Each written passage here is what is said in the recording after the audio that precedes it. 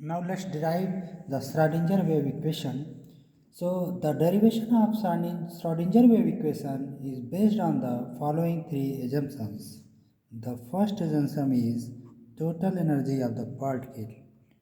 Total energy of the particle. Total energy of the particle is given by E is equal to kinetic energy plus its potential energy. And you know that the kinetic energy is P square by 2m and potential energy can be written as function of space and time. So the total energy of the particle is given by P square by 2m plus V. The second assumption that we will consider is Einstein's light quanta hypothesis. Einstein's light quanta hypothesis. So from Einstein's light quanta hypothesis, you know that E is equal to energy of a photon is equal to h nu. Means if a photon is a particle, so its energy is given by E is equal to h nu. Similarly, you can write it for any wave as h cross omega. And the third assumption is de Broglie hypothesis. De Broglie hypothesis. So from the de Broglie hypothesis, you know that lambda is equal to h upon p. And from here, we can write p is equal to h by lambda, and you can also write it as h by 2 pi into 2 pi by lambda. So h upon 2 pi is your h cross, and 2 pi by lambda is your k, that is wave propagation vector. So these three assumptions are: the total energy of the particle is E is equal to P square by 2m plus V. Einstein light quanta hypothesis is E is equal to h cross omega, and the Broglie hypothesis is lambda is equal to h upon p. So we will use these three relations to derive the Schrodinger wave equation. And we also know that the complex plane wave equation can be written as psi xt is equal to a e to power I k x minus omega t. This is the complex plane wave equation which propagates along x direction. So let's name the equations. This is your equation number 1, this is your equation number 2, this is your equation number 3, and call it equation number 4. Okay, this is the complex plane wave equation. Okay, so now let's differentiate equation number 4 with respect to time. You will get del psi by del t is equal to minus I omega psi. Okay, so, and you know that omega is equal to E by h cross from equation number 2. So now let's substitute the value of omega from equation number 2. You will get del psi by del t is equal to minus I E by h cross to psi. This is your equation number 6. So you can also write it as E psi is equal to I h cross del psi by del t. This is your equation number 7. Okay. So what does it mean? Here E psi is equal to I h cross del by del t. So here I h cross del by del t is called as energy operator.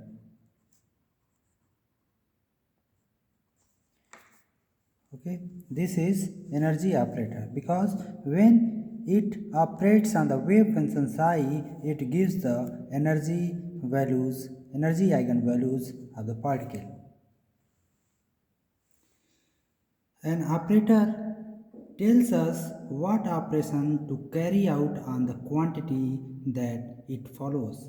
The operator IH cross del by del t instructs us to take the partial derivative of what comes after it. So when you take the partial derivative of psi with respect to t, it gives you the energy. So this is your IH cross del by del t is your operator. So this term is your energy operator. Okay, if you call it energy operator is your IH cross del by del t. So we have taken the partial derivative with respect to t. Now let's find out its derivative with respect to x. So similarly we can do as del psi by del x is equal to a e to power I kx minus omega t, and you'll get, when you differentiate this term, you'll get I k. Let's call it equation number 8.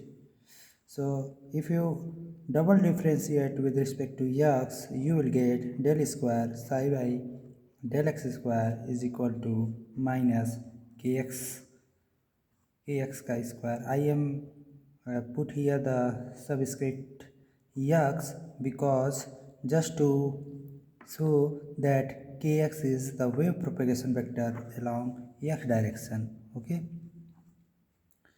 so you can write it as kx. So this is del square psi by del x square minus kx square psi, and you also know that from this equation number 3, you know that p is equal to h cross k. So for kx, you can write this equation as del square psi by del x square minus px chi square by h cross chi square psi. Okay, so you can also write it as px chi square by 2m is equal to minus h cross chi square by 2m del square psi by del x square. Call it equation number 10. Now this was the, for particular case, this was the wave function of a particle when it was moving along only x direction. Now if you have a wave which is moving in some arbitrary direction in the space, so you can write its total momentum p square is equal to px square plus py square plus pz square. Okay, this is your question number 11, and you know that px square is given by h cross chi square minus h cross chi square del square psi by del x square, and py square is given by minus h cross chi square del square psi by del y. We can write in the similar fashion as we have done here for py square and also for pz square, that is minus h cross chi square del square psi by del z chi square. Okay, so the term p square by 2, here is psi also, na? So the term p square by 2m psi can be written as px square by 2m psi plus py square by 2m psi plus pz square psi by 2m. Okay,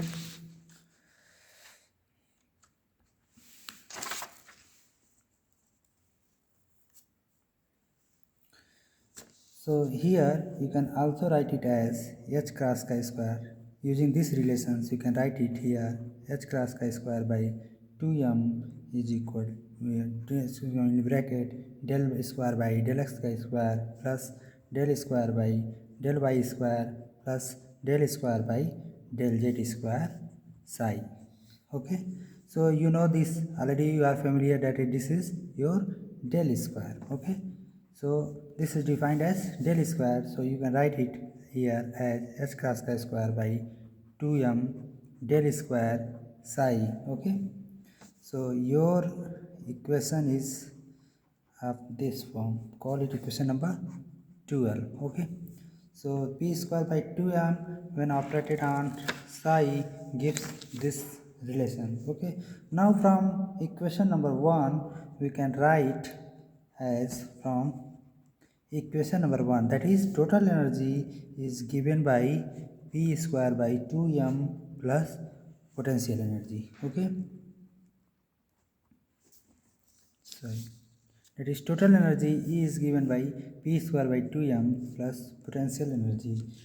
So now operate both sides with operate this equation on wave function.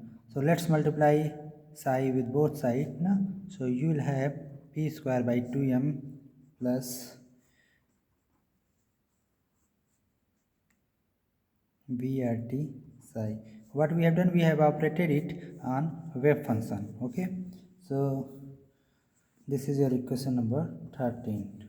Now from your relations 7, 12 and 13, so what is your equation number 7? So this is your equation number 7. Okay, that is for E psi. So from equation number 7, 12 and 13 you can write IH cross del psi by del t is equal to minus h cross chi square by 2m del square psi plus v r t psi.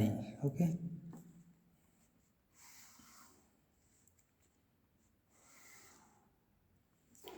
so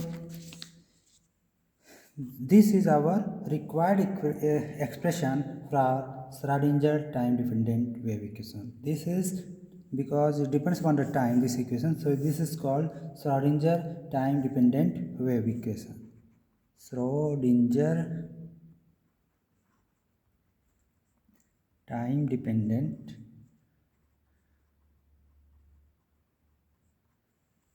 wave equation. So this is your Schrodinger time dependent wave equation in 3 dimensions. You can also write the time dependent Schrodinger wave equation in 1 dimension in 1D as IH cross del psi by del t is equal to minus h cross chi square by 2m del square psi by del x chi square plus vxt psi. This is your Schrodinger wave equation in 1 dimension. So this is your time dependent Schrodinger wave equation. But in many situations, for example, particle in a box, motion of electrons in a solid, the potential energy of a particle does not depend on time explicitly. What does it mean? It means that potential energy of the function potential energy only depends upon R. It does not depend upon time explicitly. So in this case, Hamiltonian operator will also be independent of time. So your Hamiltonian operator, that is p square by 2m plus v, is independent of time. Hence the Schrodinger equation will have solutions that are separable. Solutions that consist of a product of two functions, one depending upon r and the other only on time. So in previous case psi rt was the solution, but in the case where the motion of a particle means potential energy of the particle does not depend on time explicitly. The wave function can be separated as the product of two wave functions, one depending upon r and the other only on time. So you can write it as psi as a function of r and f as a function of t. You can write it as a product of two functions, one as a function of r and other as a function of time. So you can say that for that case where the potential is dependent only on position, the wave function can be separated like this. So as you already know that psi rt, the wave function can be written as, if particle is moving, it will have some wave propagation vector and it have also some frequency, so you can write it. So this term shows how psi varies with space, and this term shows how the psi varies with time. Okay, but you can separate it as a e to power ik dot r into e to power minus I omega t. So if you take these two terms together, you can write it as psi r e to power minus I omega t, where psi r is a e to power ik dot r, okay, and your ft is e to power minus I omega t. So this solution of the plane wave equation of the particle can be separated in two parts, one depending on only space and other depending only on time. So this psi rt can also be written as function of r only into e to power minus I e by, in place of omega I am writing e by h cross. Okay, so let's call it equation number 17. Not 17, if you name it equation number 14, so it will be equation number 15. Okay, so this is the equation number 15. So now substitute psi r from equation number 15 to equation number 14. Okay, so we can write it as IH cross del by del t psi r e to power minus I e by h cross t, okay, minus is equal to minus h cross square by 2m del square, and your psi is psi r e to power minus I e by h cross t plus v r t, and psi is your psi r e to power minus I e by h cross t. So you have to differentiate this term here now. So since this psi r depends only upon r, does not depend upon t, so you can take it out. So you can write IH cross psi r, okay, into e to power minus I e by h cross t and I e by h cross. Okay, similarly on this side you can write as h cross square by 2m, and since this is only on t, and this del square operator is a function, it operates only on spatial coordinates, so it can be taken out. So you can write it as minus e by h cross t into del square psi r plus, now here since for a particular case where potential is a function of position only, then in that case you can write VRT as VR, so it operates only on the spatial coordinates, so you can take it out. Okay, it was minus E by H cross can be taken out, and you can write it as like this. Okay,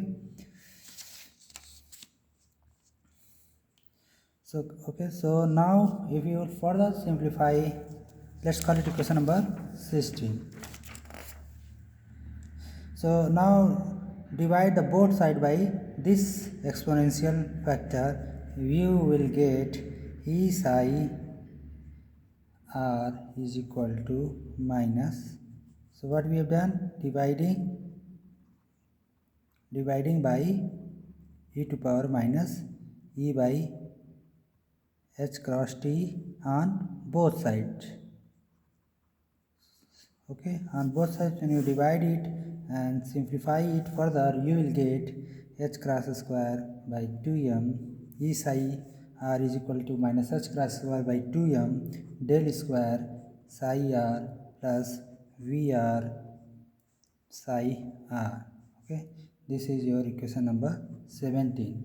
So you can also rewrite as h cross chi square by 2m del square psi r, okay, plus e minus v psi r is equal to 0. This is our equation number 18. Or in more compact form, you can write it as del square psi r is equal plus 2m by h cross square e minus v psi r is equal to 0. Okay, so this is your equation number 19. So you see here that for the case where potential is independent of time, then in that case, for that case, this is your simplified Schrodinger equation, and this is called time independent Schrodinger wave equation. You know, here it does not depend upon time. For the case where wave function, so by only knowing the wave function in terms of spatial coordinates, you can find out this wave equation. What I want to say here is that, so this is a simplified form of Schrodinger wave equation for a particular case in which potential does not depend upon time explicitly. So this equation is basically called as time independent Schrodinger wave equation. So now let's stop here.